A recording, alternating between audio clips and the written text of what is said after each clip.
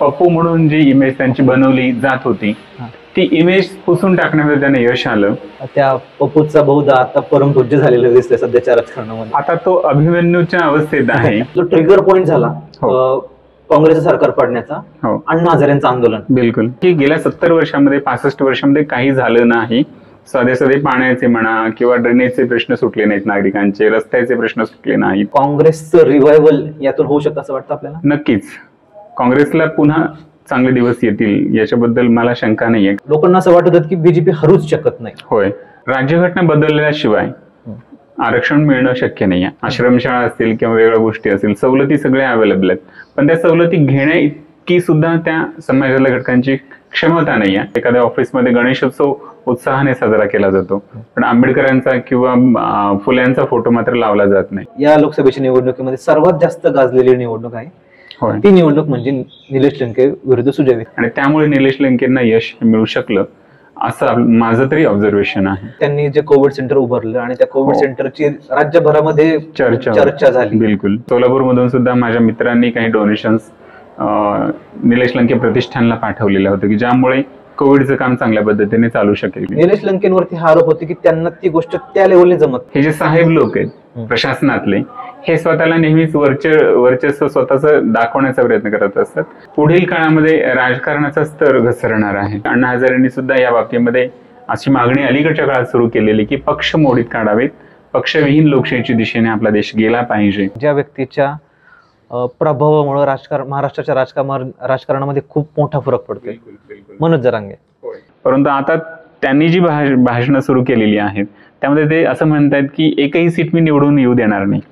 हे शेवटी राजकारणच आलं. तर मराठा समाजातला जो पुढारी आहे हा वाईट वृत्तीचा आहे. आणि आपल्या समाजाची एक वेगळी गोष्ट अशी आहे की त्यांना व्यक्ती महत्वाचा वाटतो, त्यांचं कार्य बाजूला पडतं. बऱ्याच वेळेला असं होतं की आता हिलरी क्लिंटन निवडून येतील अशी परिस्थिती असताना ट्रम्प यांनी एक वेगळं कार्ड वापरलं पौरुषत्वाचं, आणि क्लिंटनचं नाव मागे पडून डोनाल्ड ट्रम्प निवडून आले. आणखीन एक नाव सध्या तालुक्याच्या राजकारणामध्ये तरुणांमध्ये खूप पॉप्युलर आहे. होय, विजय सदाशिव औटी. बांगलादेशमधील तख्तापालट. होय, हा का झाला, कसा झाला, याचे पुढे काय परिणाम होतील? किंवा अगदी आपल्या नगर जिल्ह्यामध्ये सुद्धा मी ऐकून असं आहे की अनेक बांगलादेशी आलेले आहेत राहायला. कारण वेगळं आहे, ते म्हणजे शिया आणि सुन्नी या दोन समूहांमध्ये असणारं जे तेढ आहे.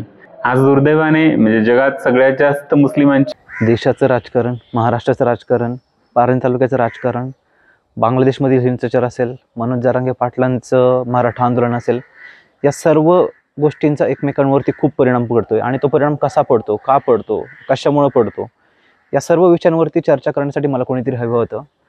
त्यासाठी मी ढोकेश्वर महाविद्यालय टाकळी ढोकेश्वरचे राज्यशास्त्र विभागाचे प्राध्यापक वीरेंद्र धनशेट्टी सर यांच्यासोबत चर्चा केली. सरांचा राजकारणावरचा अभ्यास किंवा त्यापेक्षाही पलीकडे गेलं तर राज्यशास्त्रावरचा अभ्यास खूप आहे. माझी चर्चा त्यांच्यासोबत खूप चांगली झाली. तुम्हाला देखील कशी वाटते मला एकदा कळवा. आणि व्हिडिओ आवडलाच तर नक्की चॅनलला सबस्क्राईब करायला आणि व्हिडिओला लाईक आणि शेअर करायला विसरू नका.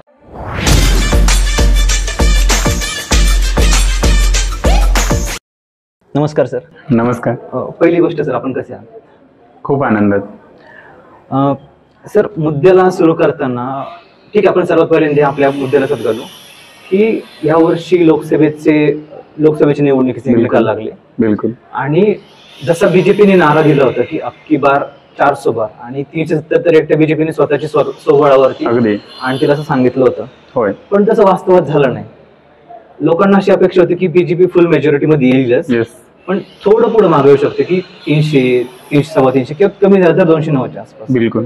पण बीजेपीचे आले फक्त 240. अगदी. आणि जे पूर्ण बहुमतामध्ये बीजेपीचं सरकार होतं ते आता राहिलं नाही. होय.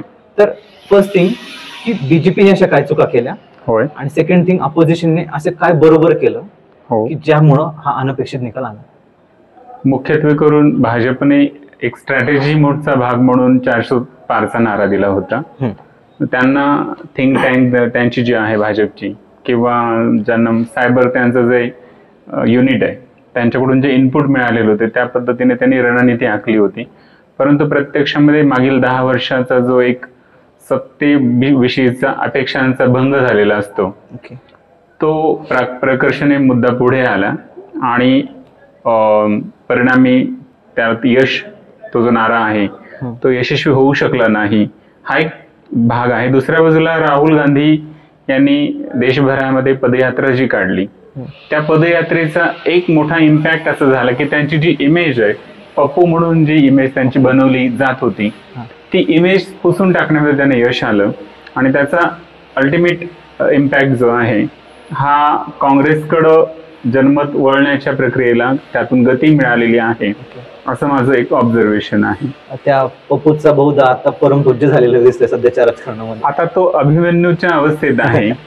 बरं, ठीक आहे सर. मी ऍक्च्युली या गेल्या तिन्ही निवडणुकांची निकालाचे एक ऑब्झर्वेशन केली होती, त्याचे कारण मी माझ्या अनालिसिसने काय काढले की 2014 मध्ये जी बीजेपी निवडून आली, ती बीजेपी निवडून येणं कमी आणि काँग्रेस पडणं हे जास्त होतं. अगदी अगदी की कारण काँग्रेसवरती भ्रष्टाचाराचे खूप आरोप होते, इकॉनॉमी थोडीशी डगमगलेली होती, स्टेबल होती पण ती डगमगलेली होती.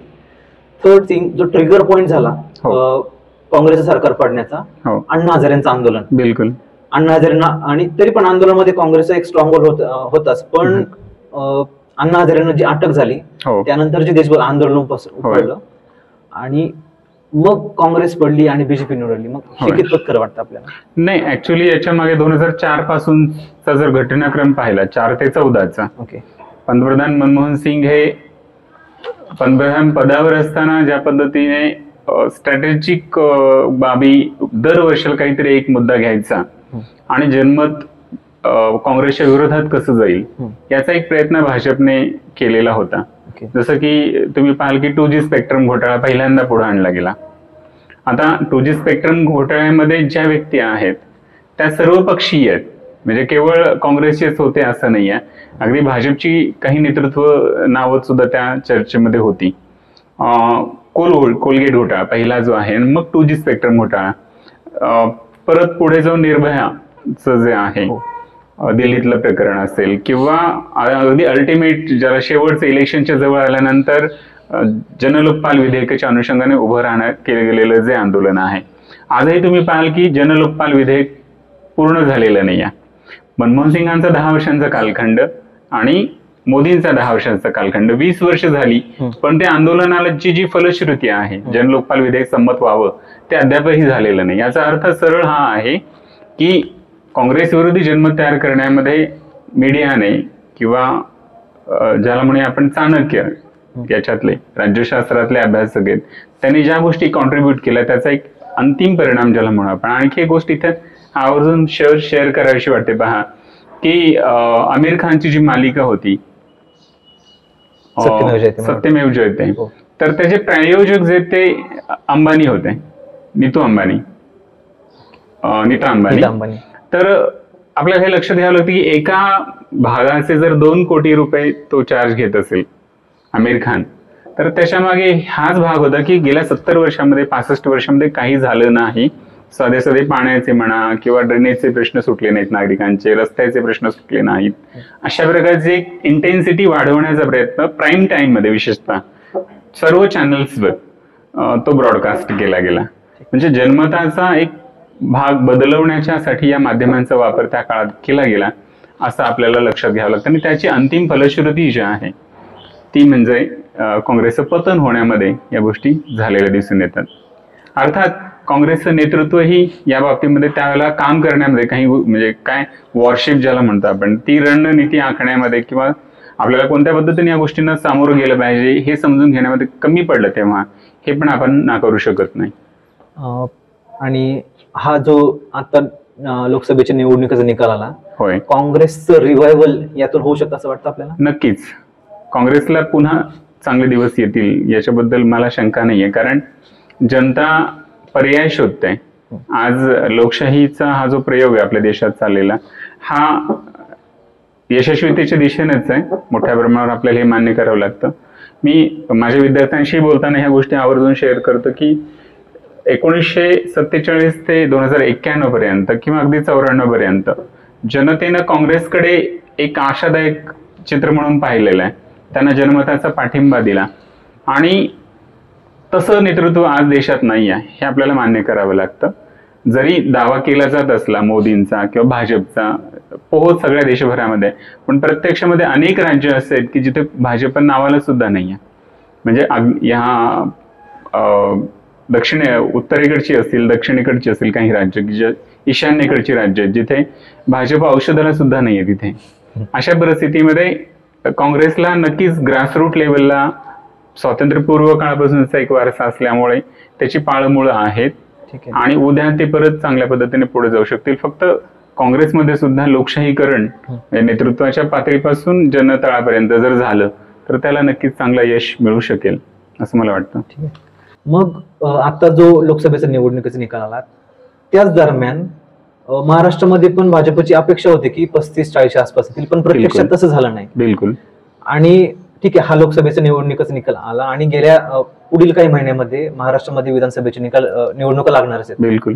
मग तिकडून जो प्रवाह तयार झालेला सध्याचे लोकांना असं वाटत होतं की बीजेपी हरूच शकत नाही. होय, बीजेपी ऑब्व्हियसली जिंकलीच, पण अपेक्षेप्रमाणे जिंकली नाही. मग जे तयार झाले भाजपच्या विरोधात की भाजप पण हरवली जाऊ शकते आणि महाराष्ट्रामध्ये तर भाजप निश्चितपणे हरलेलीच आहे या निवडणुकीत.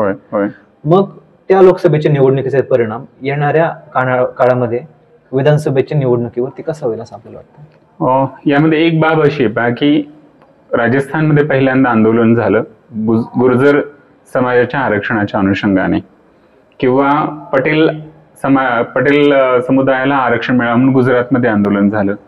ह्या आंदोलनांच्या मागे आजवर ज्यांच्या हाती सत्ता होती त्यांच्या विरोधात एक जन्म तयार करण्याचा डाव कदाचित त्या काळातल्या नेतृत्वाचा राहिला असेल. परंतु त्याची महाराष्ट्रामध्ये जेव्हा आवृत्ती पाहतो आपण तर ते निगेटिव्ह जाताना दिसून येते. म्हणजे सत्ता मिळवण्यासाठी भाजप यशस्वी होत नाहीये. मराठा आरक्षणाचं जे आंदोलन आहे त्याच्यामागे ट्रिगर पॉइंट कोण आहेत अजून ते नावं उघड झालेली नाहीत. परंतु हे गृहीत धरणं आवश्यक आहे की प्रस्थापित आजवर जे सत्तेवर होते त्यांच्या विरोधात कुठेतरी मतांचं स्वरूप बदलेल आणि त्याचा अल्टिमेट फायदा भाजपला होईल अशी शक्यता त्यांनी गृहीत धरली असेल. परंतु तसं प्रत्यक्षात घडत नाहीये, कारण सत्ता त्यांच्याकडे आज केंद्रात असो किंवा महाराष्ट्रात असो. तर या सत्तेला वाकवता येणं किंवा मराठा समाजाला आरक्षण देण्यामध्ये ते कमी पडतायत ही गोष्ट आता सर्वश्रुत झालेली आहे. त्यामुळे जनता त्यांच्या बाजूने जाईल याच्याबद्दल शंका तयार झालेली आहे. हा खूप महत्वाचा आणि मोठा प्रश्न आहे. बिलकुल. मराठा समाजाला खरंच आरक्षण मिळेल कोणताही पक्ष राजकीय सत्तेत आलं तरी? राज्यघटना बदलल्याशिवाय आरक्षण मिळणं शक्य नाही आहे. आणि राज्यघटना बदलण्याच्या बाबतीमध्ये ज्या मानसिकता आहेत प्रस्थापित समाजाच्या म्हणा पुढारलेल्या वर्गाच्या त्या अशा आहेत की आरक्षण मुळापासून मोडीत काढायचं त्यांच्या मनात आहे. ओके, पण येनकेन प्रकारे आम्हाला मिळत नाहीये असं जेव्हा प्रस्थापित वर्गाच्या भावना प्रबळ होतील तेव्हा एकूणच आरक्षण मोडीत काढा अशा दिशेनं हे सगळं नेण्याचा प्रयत्न चालू आहे असं मला वाटतं. पण ठीक आहे, आरक्षण असलं पाहिजे किंवा नसलं पाहिजे याच्या बाबतीत प्रत्येकाचं वेगवेगळं अक्षरशः. पण मला असं वाटतं की आरक्षण ठीक आहे पूर्णपणे आत्ताच्या परिस्थितीमध्ये त्या परिस्थितीत ठेवू नका आणि समूळ ते नष्ट पण करू नका, कारण खरंच त्या समाजांवरती एवढे वर्ष अत्याचार झालेले ते मागासलेले आहेत. बिलकुल.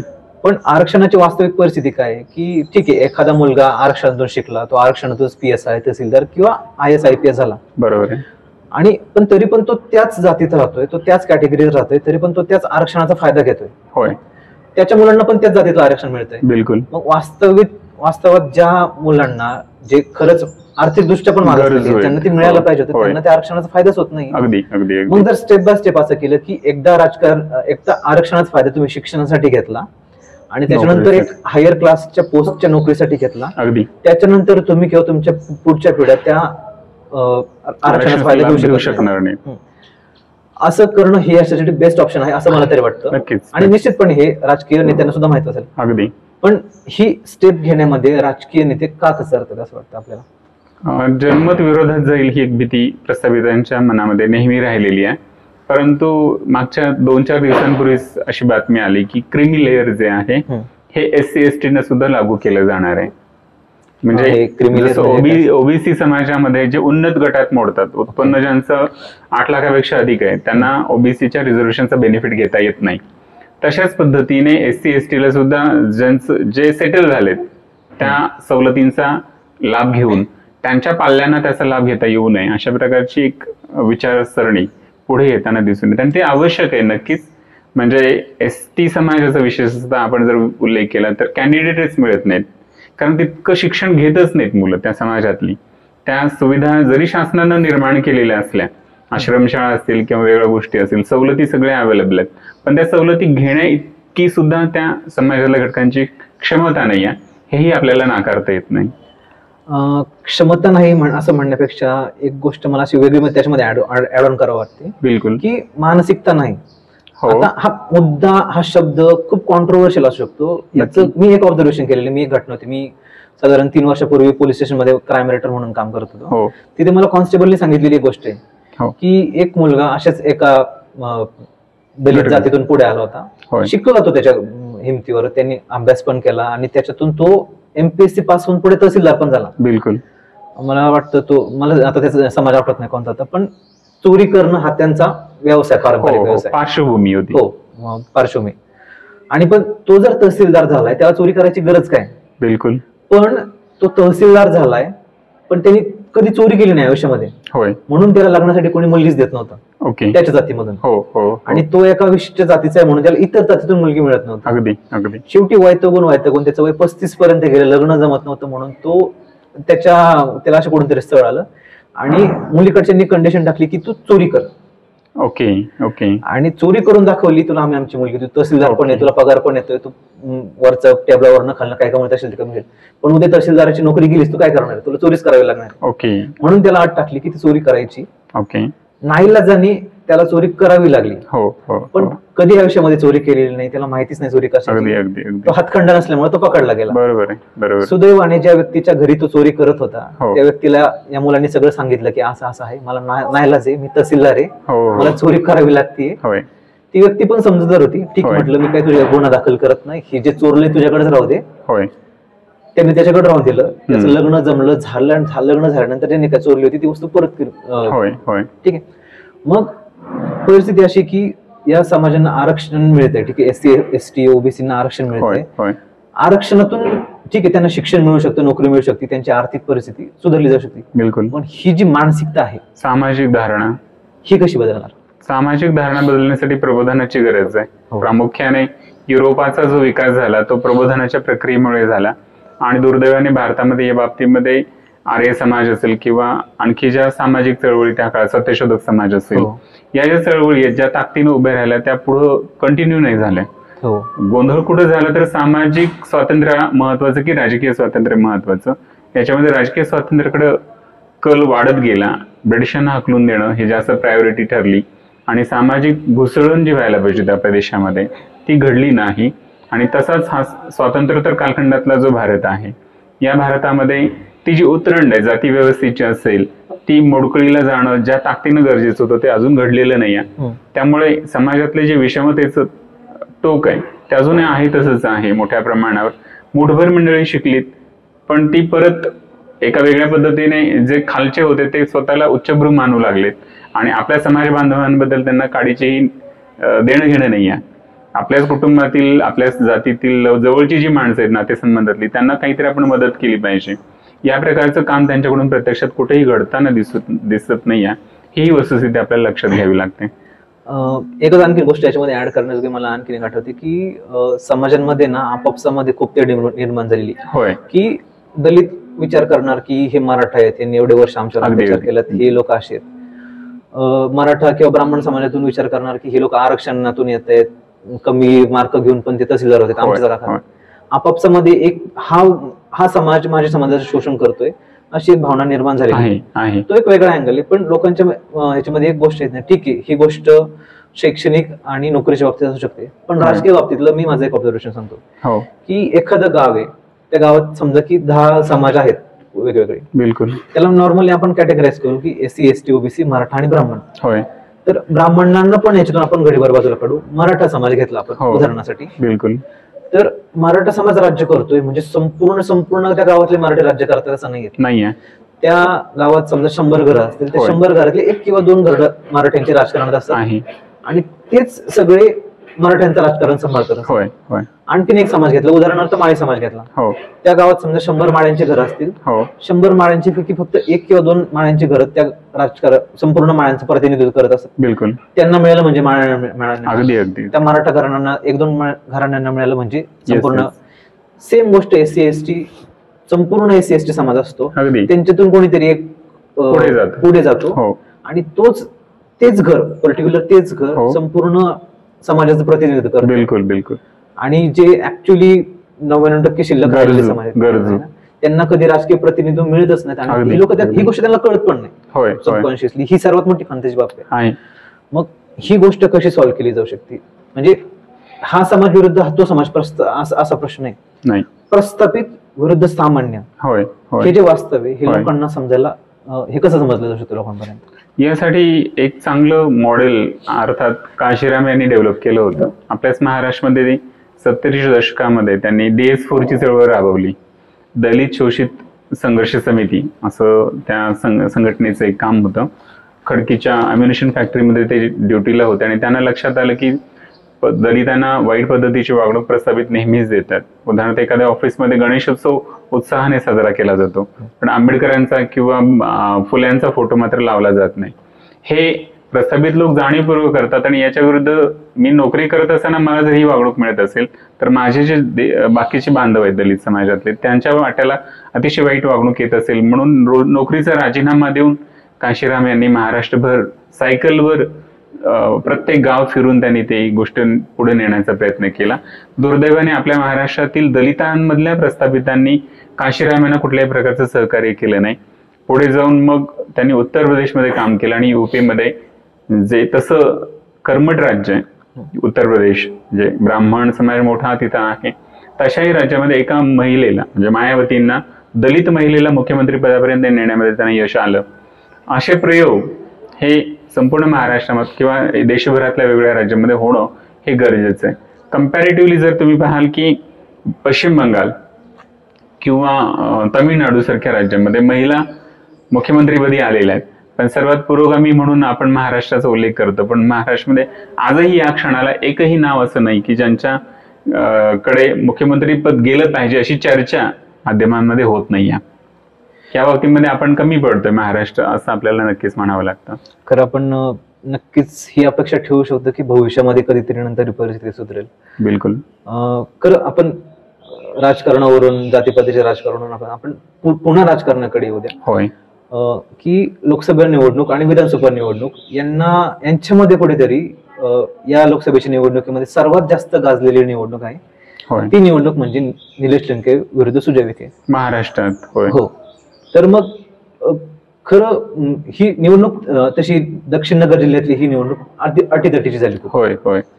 मग सुजय विखेंनी अशा काय चुकीच्या गोष्टी केल्या आणि निलेश लंकेंनी अशा काय बरोबर गोष्टी केल्या ज्यामुळे एवढ्या वर्षांचं प्रस्तावित असलेलं विखेकरण नगर जिल्ह्यातच पडलं? याच्या मागची मुख्य कारण मीमांसा जर आपण तपासून पाहिजे ठरवली तर पिढ्यानपिढ्यांचा जो वारसा आहे सुजय विखेंना, तो वारसा पुसून सुजय विखेंनी स्वतःच एक वेगळेपण जे आहे हे प्रकर्षाने समाजातल्या सगळ्या घटकांपुढे नेण्यात ते कमी पडले असं मला जाणवलेलं आहे. आणि तीच गोष्ट एनकॅश करण्यामध्ये लंकेंना यश आलेलं आहे की कुठवर एका प्रस्थापित कुटुंबाचंच आपण वर्चस्व मान्य केलं पाहिजे. दक्षिणेत त्यांचं मुख्य केंद्र, सत्ता केंद्र उत्तरेचं आहे आणि दक्षिणेवर हे उत्तरेचे लोक आपलं वर्चस्व निर्माण करतात. आपण ही गोष्ट नाकारली पाहिजे.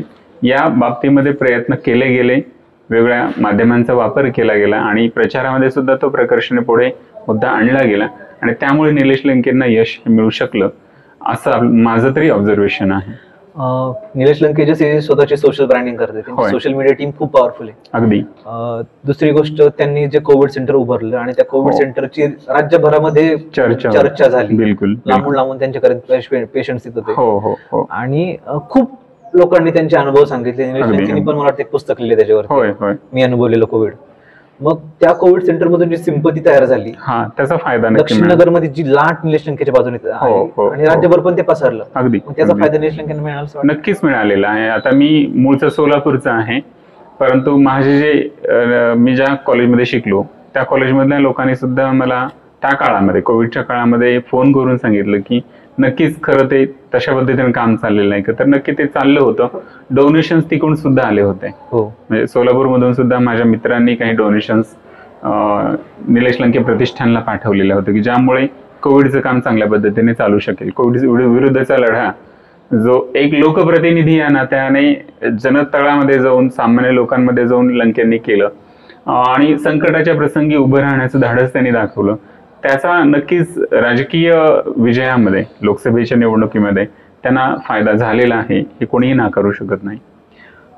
ठीक आहे. परंतु या सर्वांमध्ये निलेश लंकेंवरती एक आरोप जो होतो, आरोप नाही म्हणता येणार, पण एक त्याचा शब्द मला आठवत नाही, पण निलेश लंकेंच्या बाबतीत एक म्हटलं जातं की पारनेरचे माजी आमदार विजय रावटे जे होते, होय, त्यांना ब्युरोक्रसीचं ज्ञान खूप होतं. अगदी. काम करून कशी घ्यायची, होय होय, वरून निधी आणायचा कसा, तो मंजूर कसा करायचा, तो चॅनलाइज कसं करायचं, सगळे काम करायचे कसे. अगदी अगदी. निलेश लंकेंवरती हा आरोप होते की त्यांना ती गोष्ट त्या लेवलने जमत नाही.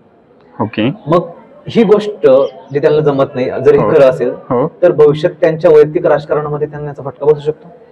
नाही, आता हे जर पाहिलं आपण की आमदारकीच्या कालखंडामध्ये निलेश लंकेंनी ज्या प्रकारचे फंड्स चॅनलाइज केले, मग तत्कालीन वित्तमंत्री असतील किंवा सरकारमधले जे मंत्री असतील यांची भेट घेऊन आपल्या तालुक्याचे जे प्रश्न आहेत ते मांडणं आणि त्या गोष्टीसाठी निधी उपलब्ध करून देणं, ह्या गोष्टी त्यांनी नक्कीच त्यांच्या पातळीवर चांगल्या केलेल्या आहेत, हे कोणीही नाकारू शकत नाही. फंड्स अवेलेबल झालेत, ते युटिलाइज पण झालेले आहेत अगदी प्रॉपरली.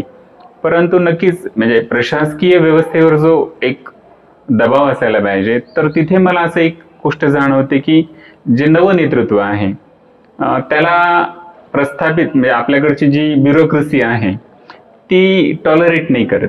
ओके, ब्रिटिश काळातली जी मानसिकता की हे जे साहेब लोक आहेत प्रशासनातले, हे स्वतःला नेहमीच वर्चस्व स्वतःच दाखवण्याचा प्रयत्न करत असतात.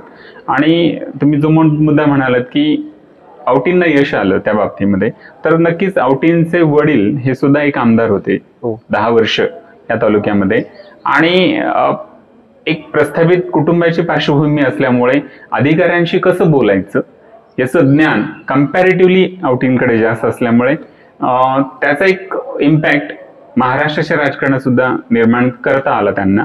म्हणजे शिवसेनेसारख्या पक्षामध्ये खूप मोठं पद अगदी 10 वर्षांच्या कालखंडामध्ये त्यांना प्राप्त करता आलं. विधानसभेचं उपाध्यक्षपद त्यांना प्राप्त करता आलं. ही त्यांची ती ॲसेट आहे, त्यांनी ती मिळवलेली आहे, कमवलेली आहे, किंवा कुटुंबाकडून त्यांना तो वारशाच्या स्वरूपामध्ये मिळाला, हेही आपल्याला कुठेतरी मान्य करावं लागतं. अच्छा, ही गोष्ट नक्कीच मान्य करायला हवी. पण आता जे राष्ट्रवादी किंवा शरद पवार गटाने आपण म्हणजे नवीन ब्रँडिंग सुरू केले, आणि असं नाही की त्या गटामध्ये फक्त शरद पवार एनसीपीचे आमदार किंवा खासदार असतील, दक्षिण नगरमध्ये निलेश लंके असतील, पुण्यामध्ये रवींद्र धंगेकर अर्थात ते पडले, पण त्यांचं नेटवर्क खूप चांगले पुणे शहरामध्ये, किंवा अमोल कोल्हे असतील, हे जे नेते आहेत आणि सध्याची जी इंडिया अलायन्सची जे महाराष्ट्रातले जे लिडरशिप असतील, शरद पवार असतील, हे सर्व लोक या गोष्टीचा वापर येणाऱ्या काळात कसा करू शकतील महाराष्ट्राचा एक थोडासा मुद्दा राहिला तो असा आहे, म्हणजे तो पुढे कदाचित चर्चेत येईलही, परंतु 1970च्या दशकामध्ये रावसाहेब कसबे यांनी एक लेख लिहिला होता साधारणतः 1980-81च्या कालखंडामध्ये, की पुढील काळामध्ये राजकारणाचा स्तर घसरणार आहे. ओके, आणि भणंगांचं राजकारण असा शब्दप्रयोग त्यांनी त्यामध्ये लिहिलेला आहे की प्रस्थापितांचं राजकारण संपुष्टात येऊन नव्या नेतृत्वाकडे ते सत्ता जाईल, पण एक प्रकारे समाजाला वेठीस धरणं म्हणूया किंवा धाकधपटशा दाखवून सत्ता मिळवण्याचा प्रकार असेल, या गोष्टींना चालना मिळेल अशा प्रकारचं एक गोष्ट त्यांनी सांगून ठेवली होती. महाराष्ट्राच्या राजकारणामध्ये त्या गोष्टी आता प्रकर्षाने पुढे येताना दिसून येत आहेत. म्हणजे अभ्यासक जो असतो, विचारवंत जो असतो, तो समाजात घडणाऱ्या घटना घडामोडींचं अवलोकन करत असून एक पुढं काय होऊ शकतं, भविष्यकालीन एक कथन तो करू शकतो असं मला जाणवलेलं आहे. तर त्याची प्रचिती आज दिसते. परंतु आणखी एक चांगली गोष्ट अशी आहे की इंडिया अलायन्सचं जे महाराष्ट्रातलं जे एकूण नेतृत्व आहे त्यांनी मात्र एक वेगळा छान प्रयोग करायचा प्रयत्न केला. जसं की आता त्या युवतीचं नाव मला लक्षात येईना, पण सक्षणा नावाचे एक सलगर, तर ज्यांच्याकडं पोटेन्शियल आहे, बोलण्याचं धाडस आहे अशा युवकांना युवतींना पुढे आणण्याचा विचार हा त्यांनी केलाय. आणि आपण वर्तमानपत्रांमध्ये सुद्धा वाचलेलं आहे की आता एकूण ज्या राष्ट्रवादीच्या म्हणा किंवा शिवसेनेच्या वाट्याला ज्या जागा येणार आहेत त्यामध्ये नव्या नेतृत्वाला संधी देण्याचा प्रयत्न ते करतायत. तर त्याला नक्कीच मोठं यश मिळेल असं मला वाटतं आहे. एक भारतामध्ये जुन्या काळामध्ये एक सिस्टीम चालू होती, सुभेदार सिस्टीम होती. होय. किंवा आपण सध्या आफ्रिकन कंट्रीज मध्ये पाहिलं तर त्याला आपण वॉर्लड सिस्टीम म्हणू शकतो. होय. की साधारण एक 4-5 हजार किंवा 10,000 स्क्वेअर किलोमीटरचा एक एरिया आहे. बिलकुल. त्या पर्टिक्युलर भागामध्ये कोणाचं तरी एक वर्चस्व असतं राजकीय किंवा आता आफ्रिकेमध्ये मिलिटन्सीच असू द्या, भारतामध्ये राजकीय असू द्या. बिलकुल. मग त्या भागातला तो नेता आपण फक्त आपल्या पक्षासोबत जोडून घ्यायचा. अगदी अगदी अगदी. आता उदाहरण द्यायचं झालं की देवेंद्र फडणवीस असतील, एकनाथ शिंदे असतील, यांचं पॅन महाराष्ट्र नेतृत्व आहे. ठीक आहे.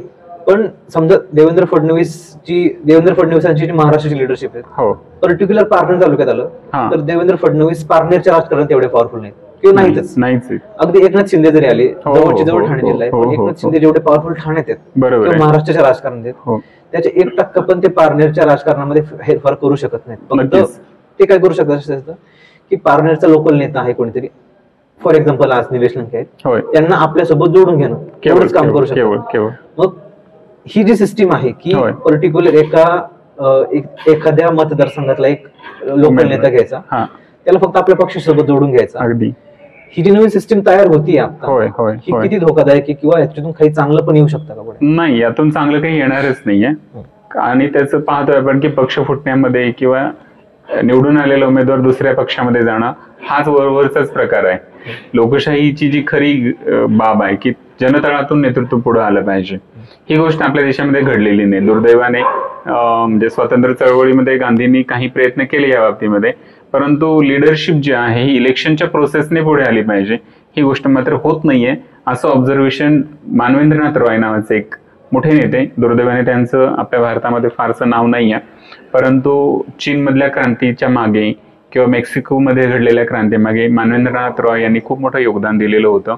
मार्क्सवादी विचारांनी भारलेला हा नेता आपल्या भारतामध्ये आल्यानंतर काँग्रेसमध्ये राहून काम करण्याचा त्यांनी प्रयत्न केला, परंतु प्रस्थापितांनी त्यांना बाजूला सारल्यामुळे त्यांनी रॅडिकल डेमोक्रेसीची कन्सेप्ट मांडली.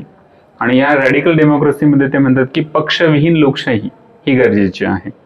आज आपण पाहतोय की फक्त तिकीट मिळाले की उमेदवार निवडून येण्याचे चान्सेस वाढतात.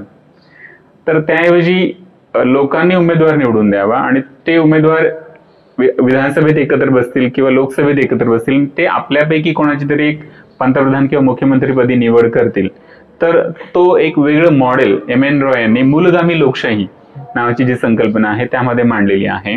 आणि आपण ऐकलं असेल कदाचित की अण्णा हजारेंनी सुद्धा या बाबतीमध्ये अशी मागणी अलीकडच्या काळात सुरू केलेली की पक्ष मोडीत काढावेत, पक्षविहीन लोकशाहीच्या दिशेने आपला देश गेला पाहिजे, अशी एक मागणी प्रकर्षाने पुढे येते. आपण पाहतोय की पूर्वीच्या काळामध्ये नोटाचं बटन नव्हतं, त्या EVM मशीनमध्ये नोटाचं बटन आलं आज.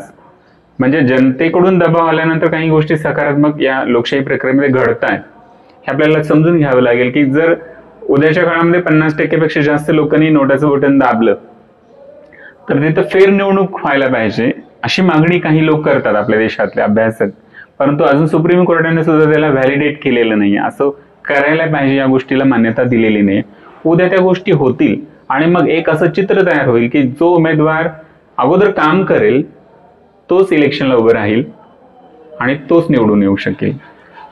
हे विधायक चित्र नक्कीच पुढच्या काळामध्ये येईल.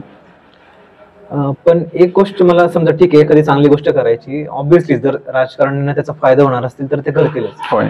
परंतु यामुळे जर ही नवीन सिस्टीम आल्यामुळे जर एखाद्या राजकीय पक्षाचं किंवा जो पक्ष सत्तेत आहे त्याचे फ्युचर मधले राजकीय अजेंडे जर धोक्यात येणार असतील तर ते लोक ही गोष्ट होत देणार नाही आहे. पण आता आपण पाहतो ना की टप्प्याटप्प्याने बदल होत आहेत. ओके. आणि राजकीय पक्षाचे नेते जेव्हा म्हणतो आपण तर त्यांच्या कुटुंबात सुद्धा काही सदस्य असतात, नाही का. आता पाहतोय की कुटुंबातच फूट पडते. ओके. हे जर चित्र पाहिलं आपण तर प्रत्येकाचं स्वतःचं काहीतरी एक आकलन आहे आणि ते आकलन घेऊन पुढे जाण्याचा प्रयत्न सगळेजण करतायत. त्यामुळे विधायक ज्या गोष्टी घडणार असतील सिस्टीम मध्ये त्याला एक आपण ही पण गोष्ट लक्षात घेतली पाहिजे की राजकीय नेते असतील किंवा प्रशासनातले अधिकारी असतील हे सुद्धा त्याला सकारात्मक पद्धतीनेच पाहतात आणि ते बदल होऊ घातलेले आहेत. खरं तर भारतात एक प्रकारे असं म्हणेन मी की जो मुद्दा आफ्रिकेच्या अनुषंगाने तुम्ही मांडला की एक प्रकारची सरंजामशाही ही आपल्या देशात पण दीर्घकाळ चालत आली. म्हणजे सौते सुभे वाटून दिले आणि त्या भागात त्यांनी माणसांनी काम करायचं, नाही का. म्हणजे अशोक चव्हाण म्हणजे लातूर जिल्हा, नाही का. नगर जिल्हा म्हणजे विखे घराणं. हे जे आहे मॉडेल हे तेच होतं. एक सुभेदारी, दिल्लीची सत्ता आमच्याकडे आणि बाकी तुम्ही तुमच्या क्षेत्रात काम करा, असं मॉडेल राहिलं आपल्या देशामध्ये. पण त्याला आता मोल्ड होत आहे सगळं आणि बऱ्याच गोष्टी बदलतील येत्या काळामध्ये. माहिती तंत्रज्ञानाचा जो रेटा आहे तो पण त्याला एक कारणीभूत होतोय आणि राजकीय अर्थकारण जे बदलतं त्याचाही एक वेगळा परिणाम उद्याच्या काळामध्ये होईल असं मला नक्कीच वाटतं आहे. ठीक आहे, निश्चितपणे. आणि या सर्वांमध्ये भारताच्या बाबतीत मला एक गोष्ट आणखीन आपण नशीबवान आहोत अशी म्हणावीशी वाटते. होय, की भारतामध्ये जन्माला आलेली व्यक्ती आयुष्यामध्ये काही वाटलं होय, ती करू शकते. होय, हो, ते युरोप इतकं सोपं नाहीये, होय, पण चीन किंवा उत्तर कोरियासारखं ते अशक्य असं पण नाही. होय, होय, होय. समजा मला एखाद्या राजकारणामध्ये काहीतरी करायचं किंवा मला खेळामध्ये काहीतरी करायचं, बिलकुल बिलकुल आयुष्य झोकून द्यावं लागतं त्याच्यासाठी. हो. पण भारतामध्ये नक्की शक्यच होतं. होय, होय. युरोपियन कंट्री सारखं नाही, स्वित्झर्लंड किंवा स्वीडन सारखं नाही की ठीक आहे मी एकटा अशी एखादी पार्टी घेऊन निघालो, मला सोशल मीडियावरती किंवा टेलिव्हिजन वरती अटेन्शन मिळालं, हो, हो, हो. लोक ज्यांना माझे विचार पडले ते माझ्यासोबत आले आणि 1-2 वर्षात ती गोष्ट शक्य झाली. बिलकुल बिलकुल. मध्ये ती एक पर्यावरणवादी एक मुलगी होती, हो, ग्रेटा थनबर्ग ना हो, तिचं नाव. येस. तसं शक्य नाही भारतामध्ये. हो, भारतामध्ये काही करायचं एक भली मोठी मुवमेंट करावी लागते, हा, हा. जी अण्णा हजारेंना करावी लागली, होय, जी स्वातंत्र्य सैनिकांना करावी होय. लागली. निलेश लंकेंना पण स्वतःची राजकीय मुवमेंट अशीच करावी अगदी, अगदी, लागली, अगदी. खूप जोर लावा लागला. हा, हा. पण भारतामध्ये या गोष्टी शक्य घडतायत. आहेत आणि हो. याच्यामुळे खरं आपण भारतामध्ये असल्याचं आपल्याला, आपण स्वतः भारतामध्ये आहोत याचं आपल्याला ही नशीब एक मानावं गोष्ट लागेल. अद्भुत अशी आहे. डॉक्टर APJ अब्दुल कलाम जेव्हा भारताचे राष्ट्रपती झाले तर त्यांनी एक गोष्ट विजनरी स्वरूपात त्यांनी मांडली होती की 2020 ला भारत एक महासत्ता बनेल. ते स्वप्न रुजवलं या देशातल्या नागरिकांमध्ये आणि एकमेव असा देश आहे जगाच्या पाठीवर की ज्यात युवा शक्ती जास्त आहे प्रामुख्याने आणि प्रत्येक जण स्वतःचं भवितव्य घडवण्यासाठी धडपडतोय. मार्ग कमी अधिक प्रमाणामध्ये बरे वाईट असतील, कदाचित काही काही वेळेला असतील, तेही मान्य करूया आपण. पण आपण पुढे जावं यासाठी काम करणारा एक मोठा समाज आज भारतात आहे, हे आपण नाकारू शकत नाही. अर्थात तुम्ही मागे जसा एक उल्लेख केला की काही समाजातले घटक आहेत ज्यांना आपलं आजचं जगणं महत्वाचं आहे, बाकीच्या गोष्टींपासून ते खूप अलिप्त आहेत. आपल्याला कोणत्या सुविधा शासनाने उपलब्ध करून दिल्यात त्याचं सुद्धा त्यांना अजून ज्ञान झालेलं नाहीये. ही पण वस्तुस्थिती आपण मान्य करायला पाहिजे या क्षणी. यानंतर मग सध्याच्या राजकारणामध्ये एक नवीन चेहरा आलेला, ऍक्च्युली इलेक्ट्रॉल पॉलिटिक्स मध्ये नाही, पण ज्या व्यक्तीच्या प्रभावामुळे महाराष्ट्राच्या राजकारणामध्ये खूप मोठा फरक पडतोय. मनोज जरांगे. मनोज जरांगे, मराठा आंदोलन आणि महाराष्ट्र राजकारण याच्याबद्दल सर आपलं काय मत आहे? मुद्दा हा आहे की मराठा आरक्षणाची जी चळवळ आहे ही एकेकाळी पुरुषोत्तम खेडेकर असतील किंवा त्या वेळेला नेतृत्व पुढे आलं ज्याने आरक्षणाच्या मागणीला बळ देण्याचा प्रयत्न केला. वेगवेगळे आयोग नेमले गेले आरक्षण द्यावं की नाही द्यावं याबद्दल. अगदी राण्यांची समिती सुद्धा या संदर्भामध्ये काम त्यांनी केलेलं होतं. तर आपल्या समाजाला आरक्षण मिळत नाही ही गोष्ट लक्षात आल्यानंतर मनोज जरांगेंनी, बीड जिल्हा त्यांचा मूळचा परंतु विदर्भामध्ये त्यांनी कामाला सुरुवात केली आणि हे करत असताना अनेक गोष्टी त्यांनी स्वतः गमावल्या. मग स्वतःची जमीन विकणं असेल, इतर गोष्टी असतील, त्यामुळे एक स्वतःचं नाव पुढं आणण्यात त्यांना यश आलं आणि पूर्ण महाराष्ट्रामध्ये ज्या आंदोलनांमध्ये समाज उतरला त्यांना मदत करू लागला, त्यामुळे त्यांना स्वतःचं एक ब्रँडिंग करता आलं. ही वस्तुस्थिती आपल्याला लक्षात घ्यावी लागते. आणि आपल्या समाजाची एक वेगळी गोष्ट अशी आहे की त्यांना व्यक्ती महत्वाचा वाटतो, त्यांचं कार्य बाजूला पडतं. बऱ्याच वेळेला असं होतं की आता शिवसेनेचं उदाहरण जर पाहाल तुम्ही की 25% राजकारण 75% समाजकारण म्हणणारी शिवसेना आज राजकारणाच्या रेट्यामुळे फुटली. एकदा नाही, दोनदा नाही, 3दा फुटली. ओके, म्हणजे भुजबळ पहिल्यांदा बाहेर पडले, त्याच्यानंतर नारायण राणे असतील किंवा अलीकडच्या कालखंडामध्ये राज ठाकरे असतील. तर व्यक्तिनिष्ठ समाज आपला. आणि आंबेडकरांनी घटना परिषदेतलं जे शेवटचं भाषण आहे त्या भाषणामध्ये त्यांनी ही गोष्ट प्रकर्षाने नोंदवली होती की ज्या लोकांनी देशासाठी स्वातंत्र्य मिळवण्यामध्ये खूप मोठं योगदान दिलं त्या व्यक्तींच्या अधीन जाऊन आपण त्यांना देव मानणं हे मात्र गैर आहे. तर ती गोष्ट नक्कीच बदलली पाहिजे. आता एकमेव नेता म्हणून जरांगेकडे पाहिलं जातं, पण त्यांनी पण काय केलं पाहिजे की आपल्यासोबत आणखी काही 7-8 कार्यकर्ते जर बाळगले, त्यांनाही विश्वास दिला की आपण हे या गोष्टीसाठी करतोय. तर आता ते पहा की त्यांनी सांगितलं की राजकारणासाठी मी ही चळवळ पुढे नेत नाही, परंतु आता त्यांनी जी भाषणं सुरू केलेली आहेत त्यामध्ये ते असं म्हणतात की एकही सीट मी निवडून येऊ देणार नाही. हे शेवटी राजकारणच आलं. ओके, अर्थात त्यांचा हेतू वेगळा आहे, आरक्षण मिळालं पाहिजे यासाठी ते संघर्ष करतात. पण ही गोष्ट एक वेगळ्या पद्धतीने आणखी एक धागा वेगळा असा आहे. पहा की संयुक्त महाराष्ट्र निर्माण झाल्यानंतर संयुक्त महाराष्ट्र चळवळीचे एक मोठे नेते माडखोलकर ज्यांनी यशवंतराव चव्हाणांना हा प्रश्न विचारला होता की आता 1 मे 1960 ला संयुक्त महाराष्ट्र निर्माण झाला तर राज्य मराठ्यांचं की मराठीचं. तर यशवंतराव चव्हाणांनी खूप छान पद्धतीने उत्तर दिलं होतं त्याला की राज्य मराठीचं असणार आहे, मराठ्यांचं नाही. परंतु यशवंतरावांनी शिक्षण, त्यानंतर राजकारणामध्ये पंचायत राजच्या पद्धतीने, सहकारी चळवळ असेल या पद्धतीने वेगवेगळ्या गोष्टींमध्ये नवनेतृत्व उभं केलं महाराष्ट्रामध्ये. पण माध्यमांनी मात्र एक वेगळा चेहरा समाजापुढे आणण्याचा प्रयत्न केला. माध्यमांनी पद्धतशीरपणे काय केलं तर तुम्ही पाहाल की त्या काळातले चित्रपट जर पाहाल तर मराठा समाजातला जो पुढारी आहे हा वाईट वृत्तीचा आहे असं ठसवण्याचा प्रयत्न केला आणि मराठा समाजाबद्दल एक साशंकतेची भावना जनमानसात बहुजन समाजामध्ये निर्माण करण्यामध्ये त्याने यश आलं असं मला आवर्जून सांगायचं होतं. उंबरठ्यासारखा चित्रपट असेल, अनेक चित्रपट आहे की ज्यामध्ये पाटील हा वाईट आहे, ओके, आणि तो समाजातल्या बहुजनांचं शोषण करतो अशी मानसिकता रुजवली गेली. सगळेच तसे नव्हते, नाहीत पण. म्हणजे आपण जर विचार केला की 100 मराठे एकत्र केले तर त्यातला एखादा सुद्धा नसेल कदाचित, परंतु ही प्रतिमा रुजवली गेली आणि त्याचा एक इम्पॅक्ट वेगळा जो आहे तो 95च्या निवडणुकीमध्ये आपण पाहिला की पहिल्यांदा महाराष्ट्रामध्ये म्हणजे बहुमत असतानाही 38% समाज जर मराठा असेल तर त्यांचा मुख्यमंत्री होणं आवश्यक होतं, परंतु 3% समाज जो आहे त्या समाजाचा नेता हा महाराष्ट्राच्या मुख्यमंत्रीपदी बसू शकला. आणि आज तुम्ही पाहताय की शहरीकरण वाढलंय, शहरी मतदारसंघही वाढलेले आहेत. त्यामागे 2009च्या निवडणुकीच्या अगोदर जी मतदारसंघांची पुनर्रचना झाली त्याचा एक छोटा इम्पॅक्ट आहे. आरक्षित जागा ज्या त्या ग्रामीणमध्ये टाकल्या गेल्या, शहरी मतदारसंघ ओपन केले गेले, या सगळ्यांचा एकत्रित परिणाम म्हणून मुठभर ज्यांची लोकसंख्या आहे असे लोकही राजकारणात पुढे जाताना आता दिसत आहेत. अर्थात त्याच्यासाठी फार मोठी रणनीती देशपातळीवर आखली जाते आणि ती इम्प्लिमेंट केली जाते असं पण आहे.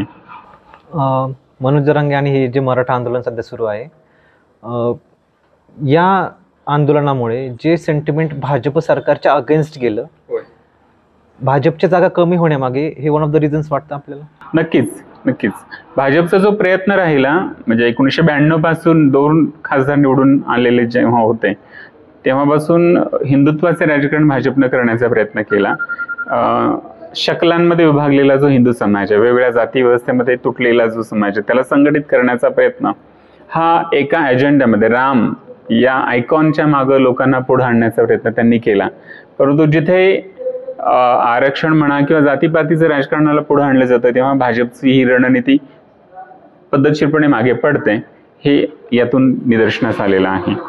म्हणजे राहुल गांधींनी जो मुद्दा आणला की जाती गणना झाली पाहिजे, जातीनिहाय जनगणना झाली पाहिजे, तो मुद्दा नक्कीच 14 ह्या निवडणुकीमध्ये प्रकर्षाने पुढे आला आणि हिंदुत्वाच्या राजकारणाला मर्यादा पडल्या, हे आपल्याला मान्यच करावं लागतं. जातीनिहाय जनगणना होणं होय, हे देशाच्या राजकारणासाठी धोकादायक आहे. नंतर की जातींमध्ये आपापसामध्ये हेट्रेड निर्माण होईल असं वाटतं? बिलकुल.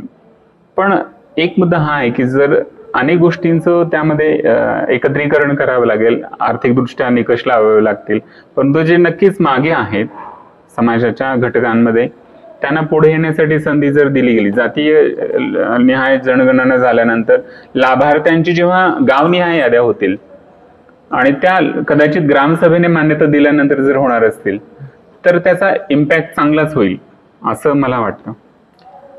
आणि ही गरज आहे आपल्या देशामध्ये. ठीक आहे, म्हणजे हे मॉडेल जर समजा काँग्रेसचं सरकार आलंच, त्यांनी ते इम्प्लिमेंट केलं आणि नंतर ते यशस्वी होईल का नाही हे वेळ सांगेल. पण सध्या आपण राजकारणाचा मुद्दा हाती घेतलेला आहे तर सध्या त्याच्यामध्ये आणखीन एक गोष्ट ऍड ऑन मला अशी करावी वाटते की राजकारणाचा घसरलेला स्तर, आपण मग त्याच्यावरती थोडंसं बोलू, थोडंसं सविस्तर बोलूया. बिलकुल की एकच पक्ष तोच पक्ष अर्धा पक्ष सत्तेत आहे, अर्धा पक्ष विरोधात आहे. होय शिवसेना असू द्या किंवा राष्ट्रवादी अगदी असू द्या. अगदी अगदी कोणाला पण वाटलं की या पक्षातून त्या पक्षात उडी मारणं, बिलकुल. भाजप जरी सत्तेत असलं की होय होय टार्गेट करणं अपोजिशन, की ईडी मागे लावणं, अगदी. सीबीआय मागे लावणं. होय होय मग यामुळे राजकारणाचं स्तर कितपत घसरलंय आणि हे येणाऱ्या काळामध्ये किती धोकादायक असेल? यामध्ये असं आहे की 1990 नंतर आपण खाजगीकरण, उदारीकरण, जागतिकीकरणाच्या दिशेने तत्कालीन सरकारने काही इनिशिएटिव्ह घेतले आणि त्याचा परिणाम असा दिसतो पहा की मनमोहन सिंग अर्थमंत्री असताना आपल्या देशामध्ये हे धोरण स्वीकारलं गेलं 1991 मध्ये. त्यावेळेला PV नरसिंह भारताचे पंतप्रधान होते आणि मग पैसा जो आहे हा उपलब्ध व्हायला लागला लोकांना मोठ्या प्रमाणावर, चॅनलाइज व्हायला लागला. जमिनींचं अर्थकारण वाढलं एक प्रकारे, म्हणजे काय म्हणू आपण की गुंठेवारीची गोष्ट पुढे आली आणि अर्थकारण बदलल्यामुळे त्याचा इम्पॅक्ट राजकारणावर होणं हे सुद्धा घडायला लागलं. त्यामुळे तुम्ही पाहाल की आता जे चित्रपट आलेले आहेत, मुळशी पॅटर्न वगैरे, याच्यातून काय बदल समाजात घडतोय तो चित्रपटातून पुढे मांडण्याचा ते प्रयत्न करतात.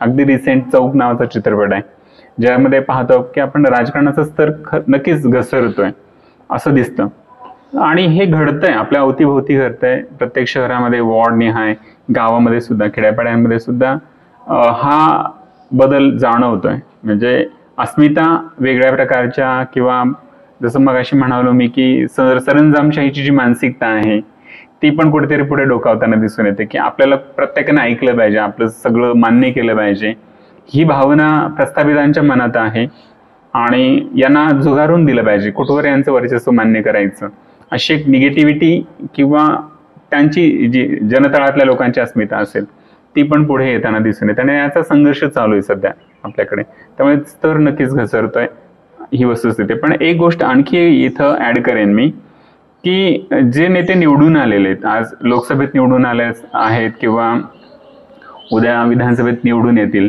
तर त्यांनी काही एक रोल मॉडेल डेव्हलप केलंय हेही आपल्याला नाकारता येत नाही.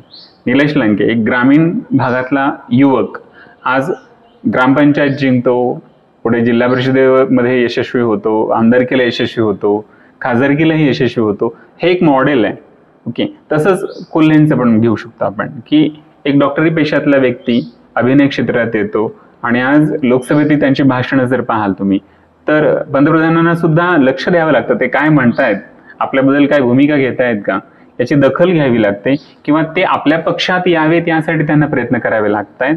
ही एक खूप सुंदर गोष्ट आहे. महाराष्ट्राच्या राजकारणामध्ये एक आशादायक चित्र आहे, हे आपल्याला नाकारता येत नाही. म्हणजे स्तर घसरतोय का, तो टिकतोय का, वाढतोय, याच्याबद्दल मतमतांतर असू शकतील, पण आपल्याला आशादायक, मला तरी जाणवतं की हे चित्र नक्कीच चांगलं आहे. जर आपलं मगाशी बोलता बोलता एक विषय राहिला, निलेश लंकेंचा परत विषय निघाला म्हणून तो होय होय होय की सध्या निलेश लंके निवडून लोकसभेवरती गेले, त्यामुळे पारनेर तालुक्याच्या आमदारकीच्या राजकारणामध्ये व्हॅक्यूम निर्माण झाला. नक्कीच. तर सर्वांपुढे सध्या खूप एक इंटरेस्टिंग प्रश्न आलेला आहे की निलेश लंके नंतर निलेश लंकेच्याच पारनेरमध्ये होय कोण? आता या प्रश्नाचं उत्तर या क्षणी तरी नाही आहे, असं आहे. मग पोकळी आहे ही मान्य करावं लागेल. निवडणुका तर एक 3-4 महिने अक्षरशः पोकळी आहे. म्हणजे आता जी चर्चा सुरू आहे वर्तमानपत्रांमधून जी नावं पुढे येत आहेत त्यामध्ये अगदी जर ठरवलं, म्हणजे असं घडलेलं आहे पहा की विधान परिषदेच्या अनुषंगाने मी सांगेन या बाबतीमध्ये, कपिल पाटलांनी त्यांचं 62 वय झाल्यानंतर त्यांनी स्वतःहून ठरवलं की आपण थांबलं पाहिजे, शिक्षक मतदारसंघातून आपण निवडणूक लढवायची नाही. पण त्यांनी जो पर्यायी उमेदवार दिला त्याची पोहोच लोकांपर्यंत नव्हती, त्यामुळे तो उमेदवार पडला आणि मुंबईमध्ये शिवसेनेने ज्या पद्धतीने आपला उमेदवार निवडून आणायचे यासाठी प्रयत्न केले त्याचाही भाग आहे. परंतु विधिमंडळातलं फडणवीसांचं भाषण जर ऐकलं तुम्ही, कपिल पाटलांना निरोप देताना ते असं म्हणतात की कपिल पाटील जर स्वतः उभे असते तर ते विजयी झाले असते, ती जागा त्यांना मिळाली असती, लोक भारतीला ती जागा मिळाली असती. तसंच मला एक आज या क्षणाला असं वाटतं की जर विजयराव औटी जे माजी आमदार आहेत या तालुक्याचे, ज्यांनी 3 टर्म या तालुक्याचं नेतृत्व विधिमंडळामध्ये केलेलं आहे, त्यांनी जर प्रयत्न केला, त्यांनी जर मनाशी खुणगाठ बांधली तर एक गोष्ट आपल्याला ही मान्य करावी लागते की नगर तालुका आणि पारनेर तालुका या दोन्ही तालुक्यांमध्ये पोहोच असणारा आणि लोकांपर्यंत जाऊन त्यांचे प्रश्न समजून घेणारा एकही दुसरं कोणी नाही आहे. त्यांच्या व्यतिरिक्त म्हणजे विजयराव औटी यांना जर वगळलं आपण तर तसं नाहीच आहे कोणी नाव, अशी एकूण परिस्थिती आहे. आणि लोक स्वीकारतील की नाही हाही एक वेगळा अँगल आहे. त्या व्यक्तीला जे आपण आमदारकीला उभं राहू म्हणून प्रयत्न करतायत त्यांची पोहोच सर्व दूर नाही आणि लोकही त्यांना स्वीकारतील की नाही याच्याबद्दल सुद्धा शंका आहे. त्यामुळे प्राप्त परिस्थितीमध्ये तर मी असं म्हणेन की औटींनी जर निर्णय घेतला पुन्हा राजकारणात यायचं तर त्यांना यश मिळण्याची शक्यता जास्त आहे. राणी लंके जर समजा राजकारणात त्यांनी यायचं ठरवलंच पालघर तालुक्याच्या तर त्यांना यश मिळेल? नाही, जे मुद्दे घेऊन निलेश लंके खासदारकीपर्यंत गेलेत तो मुद्दा हाच आहे की एकाच घरात सत्ता किती द्यायची आणि तोच मुद्दा तिथे मग निगेटिव्ह जातो. राणी लंके जर उभ्या राहिल्या तर महिला मतदारांचं मत मिळेल तालुक्यामध्ये, कारण म्हणजे देवदर्शनासाठी ज्या पद्धतीने 5 वर्ष त्यांनी मोहीम राबवली त्याचा इम्पॅक्ट त्यांना फायदा मिळेल. पण युवक किंवा आपण पाहतो की अमेरिकेच्या निवडणुकीमध्ये सुद्धा हा मुद्दा गाजला. डोनाल्ड ट्रम्प यांच्या निवडणुकीच्या काळामध्ये हिलरी क्लिंटन निवडून येतील अशी परिस्थिती असताना ट्रम्प यांनी एक वेगळं कार्ड वापरलं पौरुषत्वाचं आणि क्लिंटनचं नाव मागे पडून डोनाल्ड ट्रम्प निवडून आले. तसं कदाचित यांच्या बाबतीत होऊ शकेल आणि यशस्वी होण्याची शक्यता त्या दृष्टीने थोडीशी धूसर होते. आणखीन एक नाव सध्या तालुक्याच्या राजकारणामध्ये तरुणांमध्ये खूप पॉप्युलर आहे. होय, विजय सदाशिव औटी. हो, मग हे विजय औटींना त्यांच्यामध्ये तेवढी पॉलिटिकल पॉवर आहे की ते निवडणूक लढवतील पण उभे राहून आणि निवडून पण येतील? आता मी राज्यशास्त्राचा अभ्यासक या नात्याने जेव्हा पाहतो तर पारनेर शहरापुरतच त्यांचं नाव सीमित राहिलेलं आहे. पूर्ण तालुक्याचा विचार जर केला, नगर तालुका किंवा आपल्या तालुक्यातलाही कितीतरी भाग आहे, पोखरी, रिमोट एरियाज आहेत नळवण्यापर्यंतचे, इथपर्यंत सगळ्या प्रदेशामध्ये त्यांची पोहोच नाही किंवा तसे कार्यकर्ते जोडले जाणं एक गरज असते अगोदरची. तशी यंत्रणा त्यांची विकसित झालेली नाही आहे, हे आपल्याला मान्य करावं लागतं. निश्चितपणे. आणि येत्या 4-5 महिन्यामध्ये निवडणूक होतीलच, त्याचे निकाल लागतीलच, त्यावेळेस कळेल आपल्याला नेमकं अगदी. राजकारण पुढे जाते. आणि आणखी एक इथं आवर्जून सांगावंसं वाटतं की एक जर नवीन नाव जरी या क्षणाला पुढे आलं एकदम आणि त्यांनी जर थोडीशी मुवमेंट केली योग्य पद्धतीने तर त्या नावाला सुद्धा जनमानसामध्ये स्थान मिळू शकतं. एक असं वेगळं चित्र आहे आज पारनेर तालुक्याचं. अगदीच, नक्कीच. पण ही गोष्ट वेळेत सांगेल की कोण पुढे येते, बिलकुल, नक्कीच. लागलं तर आपण निवडणुकीनंतर पुन्हा एकदा याच्यावरती चर्चा करू. सर्वात आता या विषयावरतीच मी शेवट करणार होतो, पण एक गेले 3-4 दिवसातच एक नवीन राजकीय घटना घडली दक्षिण आशियाच्या राजकारणामध्ये आणि निश्चितपणे ह्याचा परिणाम भारतावरती तर होईलच, काही प्रमाणामध्ये जगाच्या राजकारणामध्ये पण होईल. आणि मला असं वाटतं की थोडंफार का होईना महाराष्ट्र राजकारणामध्ये पण होईलच. बांगलादेशमधील तख्तापालट हा का झाला, कसा झाला, याचे पुढे काय परिणाम होतील? बांगलादेशमधली जी आत्ताची परिस्थिती आहे ती त्याच्यामागचं खरं कारण जर पाहिलं अभ्यासक म्हणून मी पाहतो की आरक्षण जे 40% समूहाला त्यांनी बांगलादेशमध्ये दिलेलं आहे, म्हणजे माजी सैनिकांच्या मुलांना 10% आरक्षण, अशा वेगवेगळ्या केडर्स ठरवलेल्या आहेत आणि त्यांना ते आरक्षण दिलं जातं. तिथल्या युवकांचं म्हणणं असं की आरक्षण नको आहे, कोणत्याही प्रकारचं आरक्षण नको, गुणवत्तेच्या आधारावर आम्हाला नोकरीमध्ये संधी मिळाली पाहिजे. मुद्दा हा आहे की जागतिकीकरण, खाजगीकरण, उदारीकरणाचा जो एकूण इम्पॅक्ट आहे जागतिक पातळीवर पडतो तो म्हणजे बेरोजगारांची संख्या वाढणं हा अपरिहार्य भाग आहे त्यामधला असणारा. त्यामुळे युवकांच्या ज्या आकांक्षा नेतृत्वाकडून जर पूर्ण झाल्या नाहीत तर त्याला रिॲक्ट करण्याची गोष्ट त्या युवकांकडून घडते आहे. म्हणजे देश सोडून पळून जाण्याची वेळ पंतप्रधानांवर येते, ही अतिशय वाईट गोष्ट आहे. आणि त्याचा इम्पॅक्ट जो आहे नक्कीच महाराष्ट्राच्या राजकारणावर तेवढा पडणार नाही, परंतु भारताच्या राजकारणावर त्याचे रिपरकेशन्स आहेत वेगळे हे उमटणार आहेत. आपण पाहतो की 70च्या दशकापासून म्हणजे 71ला बांगलादेश निर्माण झाला तेव्हापासून आजत आगायत अनेक बांगलादेशी लोक हे बांगलादेश सोडून भारतामध्ये सेटल होण्याचा प्रयत्न करतात. मग आसाममध्ये मोठ्या प्रमाणावर बांगलादेशी स्थिर झालेले आहेत किंवा अगदी आपल्या नगर जिल्ह्यामध्ये सुद्धा मी ऐकून असं आहे की अनेक बांगलादेशी आलेले आहेत राहायला. आणि त्या भागातलं नेतृत्व आपल्याला जर मतदार वर्ग मिळत असेल तर त्यांना सेटल करण्यामध्ये त्यांची सोय लावण्याचाही प्रयत्न नेतृत्वाकडून सुद्धा होतो. आणि त्याचा बरा वाईट जो परिणाम आहे ह्या काळातच पुढच्या काळातच दिसेल आपल्याला असं वाटतं आहे. आणि दक्षिण आशियाचं राजकारण नक्कीच बदलेल. आता आपण वाचतोय की चीन आणि पाकिस्तानचा हात आहे बांगलादेशमध्ये जे सध्या सुरू आहे त्याच्यामागे चीनचा हात आहे मोठ्या प्रमाणावर, आणि त्याचा तोटा ईशान्येतले ज्या राज्य, आता मणिपूर गाजतंय, उद्या त्रिपुरा असेल किंवा अरुणाचल प्रदेशवर डोळा चीनचा आहे. या गोष्टी त्या पद्धतीने पुढे ऑपरेट होतील. पाकिस्तानमध्ये जी सध्या वाईट परिस्थिती आहे, तिथल्या राजकारण्यांना आलेले अपयश असेल किंवा तिथले जे लष्करशाही आहे ते नेहमीच भारतविरोधी भूमिका घेतात आणि त्याचा तोटा आपल्याला होतो. एकूण जागतिक राजकारणामध्ये सुद्धा त्याचा परिणाम होतो. तर अस्थिरता वाढवण्यामध्ये उद्याच्या काळामध्ये भारतामध्ये सुद्धा अशा गोष्टी घडू शकतील, हे थोडंसं लक्षात घेणं गरजेचं आहे. कारण बेरोजगार युवकांना जर रोजगार मिळाले नाहीत तर त्यांनी उदरनिर्वाहासाठी मोडतोड करणं, जाळपोळ करणं या मार्गांचा जर अवलंब केला तर तो देशाच्या दृष्टीने नक्कीच घातक असणार आहे. ते त्यासाठी राज्यकर्त्यांनी इनिशिएटिव्ह घेणं आता तातडीनं गरजेचं आहे. 2 कारणं मी बांगलादेशच्या दत्तापालटचे मी ऑब्झर्व केले, आणि हे गेल्या 2-3 वर्षामध्ये मी बांगलादेशकडे जे पाहतोय की मागल्या साधारण 20-30 वर्षांपासून बांगलादेश किंवा अगदी बांगलादेशच्या निर्मितीपासून बांगलादेशमध्ये काय घडते. फर्स्ट थिंग की शेख हसीनांच्या बाबतीत अँटी इन्कम्बन्सी खूप, की एवढे वर्ष त्याच सत्तेत आहे, त्यांचाच पक्ष सत्तेत आहे आणि इलेक्शन्स फेअर नसण्याचा एक आरोप त्यांच्यावरती ठेवला गेला. ही पहिली गोष्ट. दुसरी गोष्ट, त्यांनी तिथले जे स्थानिक हिंदू आहेत बांगलादेशचे त्यांना दिलेलं प्रोटेक्शन आणि त्यांना सरकारी योजनांमध्ये आणण्याचा प्रयत्न केला.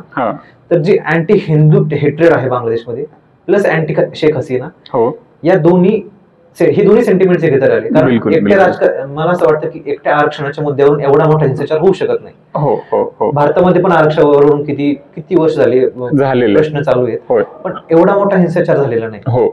की अगदी पार मी कालच बातमी वाचली की 24 लोकांना तिकडे जिवंत पेटून दिलं. तिकडचे हिंदू पालन करतात भारताच्या बॉर्डरवरती आलेले. मग हे 2 रिझन्स आहेत का की ज्याच्यामुळे मुळात बांगलादेशच्या निर्मितीमध्ये शेख मुजीबुर रहमान जे आहेत त्यांचं योगदान राहिलं आणि त्यांच्याकडे सत्ता होती, आणि मागच्या 15 वर्षांमध्ये शेख हसीना यांच्याकडे, त्यांच्या ज्या कन्या आहेत त्यांच्याकडे सत्तासूत्र होती.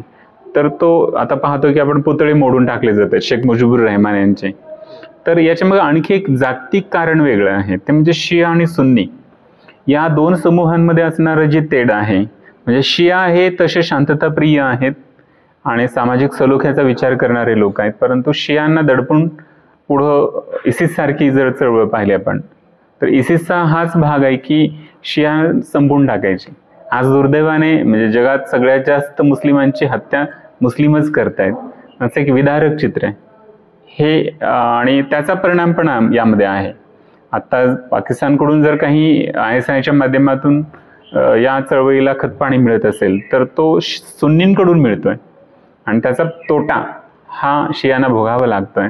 ही पण वस्तुस्थिती आहे. ती बांगलादेशमधल्या नागरिकांनी समजून घेण्याची गोष्ट आहे, किंवा तिथला जो बुद्धिजीवी वर्ग आहे तो कुठेतरी कमी पडला ह्या गोष्टी समजून सांगण्यामध्ये, असं म्हणायला इथं संधी आहे. निश्चितपणे, कारण हा मुद्दा खूप गंभीर आहे अगदी, आणि याच्यामुळे देशामध्ये भविष्यामध्ये एखादा रेफ्युजी क्रायसिस सुद्धा निर्माण होऊ शकतो, जो 1971 मध्ये झाला. 1971 मध्ये जे लोक पलायन करून भारतात आले, आपण त्यांना परत पाठवलं, तिथली जागा, तिथलं नाही. दोन मोठे स्थलांतर आपल्या देशामध्ये झाली आणि एक छोटं आहे पण त्यावर फार चर्चा झाली नाही. एक म्हणजे 47ला जेव्हा भारत पाकिस्तान विभागलं गेलं तेव्हा हिंदू जे भारतात येण्याचा प्रयत्न करत होते त्यांना वाईट वागणूक मिळाली, ह्या गोष्टी अधोरेखित झालेल्या आहेत. दुसरं 71चं पलायन म्हणजे बांगलादेशींचं भारताकडे होणारं पलायन, आणि ते कंटिन्यू राहिलंय. म्हणजे त्याला आपण नाकारू शकत की वर्षभरामध्ये किमान लाखभर तरी बांगलादेशी भारतात सेटल होत आहेत. वेगवेगळ्या शहरांमध्ये होत असेल कदाचित, परंतु ही गोष्ट आपल्याला मान्य करावी लागेल. आणि एक स्थलांतर कोविडच्या काळातला आहे ज्यावर फार चर्चा झाली नाही, आणि मला वाटतं तो प्रश्न चर्चेत येणं गरजेचं आहे. ते म्हणजे पुण्या मुंबईमधले जे कामगार होते हे पायी उत्तरेत गेले नाही का. हे स्थलांतर वेगळ्या प्रकारचं होतं आणि त्यावर सुद्धा थोडीफार चर्चा माध्यमांनी केली पाहिजे. कारण शासनाला सुविधा उपलब्ध होत्या, रेल्वेज होत्या, बसेस होत्या, त्यामध्ये बसून त्यांना त्यांच्या मूळ स्थानाकडे पाठवता येऊ शकलं असतं. परंतु त्या बाबतीमध्ये एकाही नेत्याने किंवा सामान्य लोकांनी सुद्धा, बुद्धिजीवी लोकांनी सुद्धा आवाज उठवला नाही, त्यांना त्या सुविधा उपलब्ध करून दिल्या नाहीत. नक्कीच कोविडचा जो तेव्हाचा काळ होता हा भीतीदायकच होता. म्हणजे घराबाहेर पडणं म्हणजे जीवाशी खेळणं, तर असा काळ होता. एका नेत्याने त्यांचा आवाज उठवला, हो. निलेश लंके. हो, एक असं. हो, हो, हो. पण ठीक आहे, पण तेवढं म्हणजे हा, प्रयत्न तेवढं. केले नक्कीच. पण मला असं वाटतं की जेवढं शक्य होतं त्याच्यापेक्षा 10 पटीने जास्त केलेलं आहे माणसाने. हो हो शक्य होतं त्याच्यापेक्षा पण हो, जास्त. हो, पण बांगलादेशमधून इकडं भारतामध्ये येणारे हिंदूंचं पलायन आणि हो. कोविडचं पलायन, हम्म. ह्या दोन्ही गोष्टी वेगळ्या आहेत. वेगळे आहेत, कारण वेगळे आहेत. कोविड आला तसा निघून पण गेला, आता हो कोविडचा काही हो प्रश्न हो राहिलाच नाही. हो हो हा प्रश्न नव्याने तयार होतोय. होय. आणि त्याच्यामुळे मला असं वाटतं की हे जे बांगलादेशमध्ये होणारी एथनिक क्लेन्झिंग आहे, होय होय तिकडे जो होणारा प्रोग्राम आहे, हो. नंतर हे खूप भयानक वास्तव, अक्षरशः. भयानक चित्र उभं राहणार. अक्षरशः. आणि आणखी याच्यामध्ये एक प्रॉब्लेम असा आहे की पाकिस्तानची बॉर्डर जी भारताला लागून आहे, होय. ती पूर्ण फेन्स्ड बॉर्डर आहे. बिलकुल आपण इकडून तिकडे जाणारे, तिकडून येणारे कंट्रोल करू शकतो. बांगलादेशची बॉर्डर फेन्स नाही. बिलकुल. भाजप सरकारने 2014 पासून आतापर्यंत मला खूप मोठा प्रश्न पडतोय की त्यांनी हो. फेन्स्ड बॉर्डर का नाही उभारली बांगलादेश विरुद्ध. मान्य आहे की टेरेन खूप अवघड आहे, होय होय. दलदलीचा प्रदेश आहे. दलदलीचा आहे, पण अवघड आहे. होय. पण अशक्य असं तर बिलकुल नाहीये. शक्य नाहीये आहे. नाहीये. पण तरी पण केलं नाही, आणि त्याच्यामुळे जो रेफ्युजी क्रायसिस भारतामध्ये तयार होईल, होय. तो येणाऱ्या काळामध्ये भारताला नक्कीच त्रास देईल. नाही, माझं वाचन जर मी याबाबत वाचन केलेलं आहे 80 ते 1990च्या कालखंडामध्ये, म्हणजे अविनाश धर्माधिकाऱ्यांनी एक पुस्तक लिहिले या बाबतीमध्ये, अस्वस्थ दशकाची डायरी म्हणून. तर त्यामध्ये त्यांनी ही गोष्ट तेव्हा सांगितलेली की म्हणजे संघाची जी मंडळी आहेत यांनी आसाममध्ये जाऊन स्थिर होऊन तिथल्या स्थानिक लोकांना न्याय देण्याचा प्रयत्न केला. बाहेरून आलेले जे आक्रमक आहेत किंवा विस्थापित लोक आहेत जे आपल्या आसाममध्ये सेटल होऊ पाहत आहेत आणि त्यांच्यावरच अत्याचार करण्याचा प्रयत्न करतायत, त्यांना रोखण्यामध्ये भाजपचं केडर जे आहे, संघ, त्यांनी काम केलंय, देश पातळीवर केलंय, हे आपल्याला नाकारता येत नाही. नक्कीच सर, आपल्याशी भेटून चर्चा करून मला खरं नॉलेजेबल कॉन्व्हर्सेशन होतं. बिलकुल कारण बिलकुल. एक गोष्ट मी ऑब्झर्व केलेली लोकांच्या मध्ये की राजकारणावरती जेव्हा आपण चर्चा करतो होय. तेव्हा अकॅडमिक अप्रोच लोकांचा नसतोच. बिलकुल बिलकुल. लोकांना प्रत्येकाचं मत मांडायचं असतं. हा, मत अभिव्यक्त मांडणं म्हणण्यापेक्षा व्हायचं ते फोर्स करायचं असतं की मी म्हणतो ते बरोबरच कसं, लादायचं, माझाच नेता बरोबर कसा. होय. माझ्या नेत्याने काही चुकीचं केलं असलं तर ती मान्य करायची कुवत माझ्यात नाही, असं लोकांमध्ये एक चित्र हो आहे. हो हो. एक साधं उदाहरण घेऊया होय की समजा कोणीतरी बीजेपीचा समर्थक आहे, भाजपचा होय समर्थक आहे, होय होय. भाजपने काही गोष्टी चांगल्या केल्या असतील तर त्याला तुम्ही निश्चितपणे चांगलं म्हणा. बिलकुल. अगदी नितीन गडकरींनी जे हायवेज बांधले अगदी, अगदी. किंवा डॉक्टर एस जयशंकरांची जी इंटरनॅशनल डिप्लोमसी होय होय. या गोष्टीला तुम्ही चांगलं म्हणा. पण मणिपूरमध्ये जो हिंसाचार झाला हो हो. त्याला तुम्ही कंडेम केलंच पाहिजे, नक्कीच. जे लोक नक्कीच. करत नाहीत. होय होय होय. दुसरी गोष्ट, काँग्रेसचं पण कोणीतरी, काँग्रेसचे पण समर्थक असतील बिलकुल. की संगमनेरमध्ये बाळासाहेब थोरात आहेत, होय. त्यांचं काम तिकडे निश्चितपणे चांगलं आहे. लोक होय, एवढ्या होय. वर्षांपासून त्यांना निवडून देतात. ठीक आहे. 1991चं इकॉनॉमिक लिबरलायझेशन होतं, काँग्रेसने जे चांगल्या गोष्टी केल्या त्याला चांगलं म्हटलंच पाहिजे. बिलकुल बिलकुल. परंतु काँग्रेसवरती जे भ्रष्टाचाराचे आरोप झाले, जे भ्रष्टाचार ऍक्च्युअली झाले, होय त्याला पण तुम्ही चुकीचं म्हणलंच पाहिजे. होय. आता परिस्थिती अशी होती की भाजपच्या अगेन्स्ट काही म्हणायला जा किंवा काँग्रेसच्या बाजूने काहीतरी म्हणायला जा, तुम्हाला अँटी नॅशनलचा टॅग लावून दिला जातो. होय होय होय. अभिनिवेश वाढलेला आहे आणि ब्रँडिंग केलं जातं किंवा एलिमिनेट करणं एखाद्याला, कॅन्सल करशील म्हणू शकतो. हो हो हो. आणि जर तुम्ही भाजपच्या बाजूने बोला किंवा मोदींच्या बाजूने बोला किंवा हो. काँग्रेसच्या अगेन्स्ट बोला, काहीतरी अंधभक्ताचा टॅग काही न विचार करता मिळतो लावून. मिळतो. बरोबर. मला असं वाटतं आपण आता जशी चर्चा केली होय. तशी चर्चा जर लोकांच्यात व्हायला लागली हो. की ज्या गोष्टी Balance चांगल्या त्या ऍक्सेप्ट करा, होय. ज्या गोष्टी चुकीच्या आहेत त्या पण ऍक्सेप्ट करा की त्या चुकीच्या आहेत, अगदी अगदी अगदी. तरच त्या गोष्टी सुधारवल्या जाऊ बिलकुल. शकतात. त्यानंतर देशाचा समाज आहे, होय. देश आहे, तो पुढे जाऊ शकतो. अगदी अगदी. नक्की सर, आपल्यासोबत चर्चा करून मला खूप चांगलं वाटलं. होय होय. मलाही नक्कीच आनंद झाला या चर्चेतून. माझी जी मतं आहेत ती तुमच्या पुढे मांडता आली. निश्चितपणे पुढे कधी नवीन राजकीय चित्र बदलले, मला असं वाटतं आपण विधानसभेच्या निवडणुकीच्या आधी किंवा नंतर परत एकदा नक्की चर्चा नक्की करू. नक्की. आणि खूप थँक्यू. धन्यवाद सर. धन्यवाद.